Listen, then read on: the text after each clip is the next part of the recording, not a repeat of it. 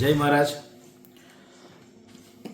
જ્યારે નડિયાદ મહાનગરપાલિકા બની તે પહેલાં નગરપાલિકા હતી અને એ નગરપાલિકામાં વહીવટ કરતા હતા ચીફ ઓફિસર.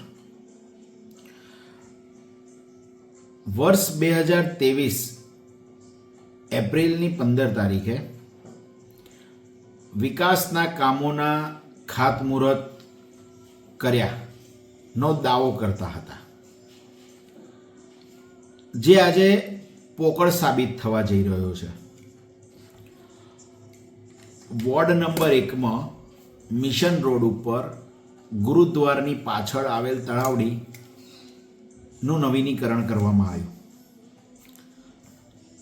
બાળકોને રમવાનો એરિયા, વોકવે ગાર્ડન વગેરેનું નવીનીકરણ કરવામાં આવ્યું પ્રજાની સુખાકારી માટે.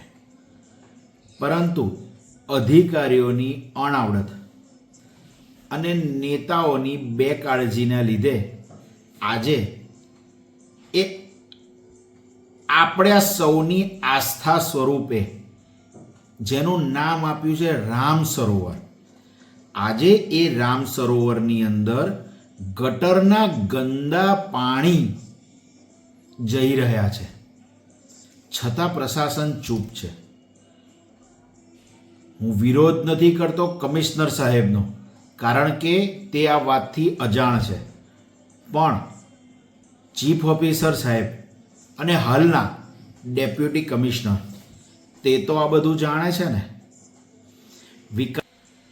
મારી નડિયાદ મહાનગરપાલિકાના કમિશનર સાહેબને વિનંતી છે કે સોશિયલ મીડિયાના માધ્યમથી હું આપને અરજ કરું છું કે તાત્કાલિક આ સરોવરમાં જે ગટરના ગંદા પાણી જાય છે તે બંધ થાય, તેનું તાત્કાલિક રિપેરિંગ થાય.